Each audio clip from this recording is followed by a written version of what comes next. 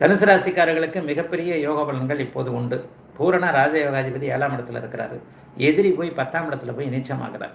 சுக்கிரன் எப்பெல்லாம் வலுவிழுக்கிறாரோ அப்போல்லாம் தனுசு ராசிக்காரங்க நல்லா இருப்பீங்க. அதுலேயும் இப்போ தனுசு ராசிக்காரர்களில் ஒரு பாதி பேருக்கு கடன், நோய், வம்பு, வழக்கு, அசிங்கம், கேவலம் இந்த மாதிரியான விஷயங்கள் நடக்குது. ஏன்னா அவங்க ராசிநாதன் 6ல் போய் இருக்கிறார். 6ஆம் இடத்தை சுபத்துவப்படுத்துகிறார்.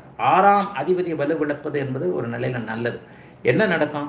முதல்ல ஒரு அசிங்கம், கேவலம், இந்த மாதிரி கடன் பிரச்சனை. இந்த வாரத்தில் முதல் 3 நாட்களில் ஏதாவது ஒன்று, கடன் இப்படி இருக்கே, அப்படி இருக்கே, அசிங்கம் வந்துடுமோ, அப்படி வந்துடுமோ, அல்லது நோய் வந்துடுமோ, அல்லது நோய் அமைப்புகள் இப்படின்ட்டு ஏதாவது ஒரு நிலைமைகளில் கடன், நோய், வம்பு, வழக்கு போன்றவைகள் வந்து அதற்கு பிறகு பின்பகுதியில் தீரக்கூடிய அமைப்புகள் இருக்குது. 6ஆம் அதிபதி நீச்சமாவது மிகப்பெரிய யோக பலன். அதே அந்த 6ஆம் அதிபதி நீச்சமானாலும் கூட அவர் சுக்கிரன் இல்லையா? பெண்கள் சார்ந்த விஷயமும், மனைவி சார்ந்த, பெண் குழந்தைகள் சார்ந்த விஷயத்தில் ஏதாவது ஒரு நிலையை ஆண்களுக்கும், ஆண்கள் சார்ந்த விஷயத்தில் பெண்களுக்கும் ஏதாவது செய்வார். அது செய்யக்கூடாதுன்றதுக்காக அந்த இடத்துல அவருக்கு குருவின் பார்வையும் இருக்கிறது. 8ஆம் இடத்தில் புதன் மறைந்திருப்பது, 7ஆம் இடத்தில் செவ்வாய் வலுத்து ராசியை பார்ப்பது.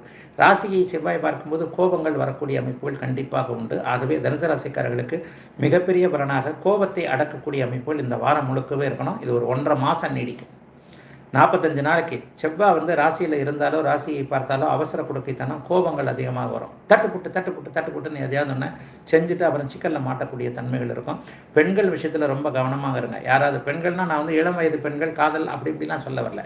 அம்மாவாக இருந்தாலும், அக்காவாக இருந்தாலும், அத்தைமார்கள், பெரியம்மாக்கள், சித்திகள், இந்த மாதிரி பெரியவங்களாக இருந்தால் கூட அவங்கள்ட்ட ஏதாவது ஒன்று தடாகடமாக எதையாவது ஒன்று சொல்லிவிட்டு அதுக்கப்புறம் ஏன்டா இதை ஒன்று செஞ்சோம் இந்த மாதிரியான ஒரு விஷயங்கள்லாம் அவங்களுக்கு நடக்கும். ஆகவே தனுசு ராசிக்காரர்களுக்கு இப்போது கடனோ நோயோ இருந்து அது கடக்கின்ற ஒரு காலமாக இப்போது தனுசு ராசிக்காரர்களுக்கு அமைந்திருக்கிறது. 6ஆம் அதிபதி பலவீனமாக இருப்பதால் அது அப்படி ஒன்றும் பெரிய அளவிலையும் கண்டிப்பாக வராது. எதையும் சமாளித்துக் கொள்ளக்கூடிய சமீபத்தில் அந்த 7 லட்சணி முடிஞ்சு போச்சு. இன்னும் ஒரு 4-5 மாதத்தில் குரு 7ஆம் இடத்திற்கு வரப்போகிறார். அதாவது அடுத்த வருஷத்தில் குரு 7ஆம் இடத்திற்கு வரப்போகிறார். குரு 7ஆம் இடத்திற்கு வந்ததுக்கப்புறம் இயல்பான ஒரு நல்ல துடிப்பான ஒரு அமைப்புகள் கண்டிப்பாக தனுசு ராசிக்காரர்களுக்கு வந்துவிடும். பெரிய சோதனைகள் அப்படின்னு பார்த்தா நிச்சயமாக எதுவும் இல்லை.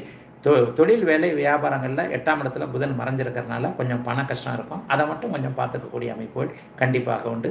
அதை தவிர்த்து வேறு கெடுபலன்கள் எதுவும் நடக்காத நல்ல வாரமாகவே அமைந்திருக்கிறது தனுசு ராசிக்காரர்கள் எல்லோருக்கும் இந்த வாரம்.